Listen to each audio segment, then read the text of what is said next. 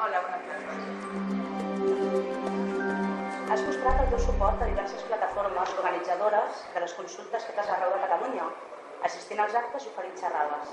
Creus que és positiu que cada vegada siguin més els municipis que s'animen a fer la consulta? Home, evidentment, jo crec que hauríem de ser-hi tots. A més, s'aprofiта un moviment que la gent que encara no ha votat té ganes de votar i una mica impulsa des de sota que es facin aquestes consultes. Són importantíssimes, estan canviant absolutament la consciència del país. Estan fent història. Quin valor creus que cal donar a aquestes consultes? Més enllà del que no siguin vinculants, què creus que demostren? Això no importa, ni tampoc importen tant els resultats com el procés. El que és important és que en aquest moment tenim gent de totes les edats, absolutament transversal, treballant pel mateix objectiu, amb voluntarisme, posant-hi esforç, posant-hi ganes, i això és un capital social que pel futur és...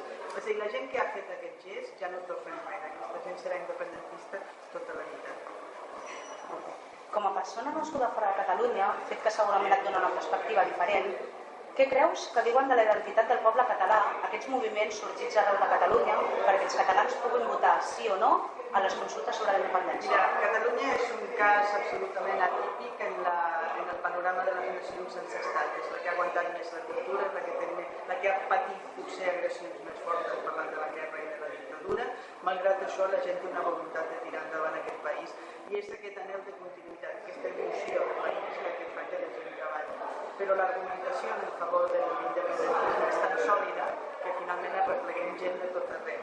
Perquè una cosa és sentir el país, que això és patrimoni dels que ho senten, vinguin d'on vinguin, però que ho senten, i en canvi l'argumentació sí que abasta tothom perquè hi ha coses tan clares com l'espoli fiscal, com el fet que no tenim prou llibertat, que no tenim competències, no tenim recursos, això ho entenem.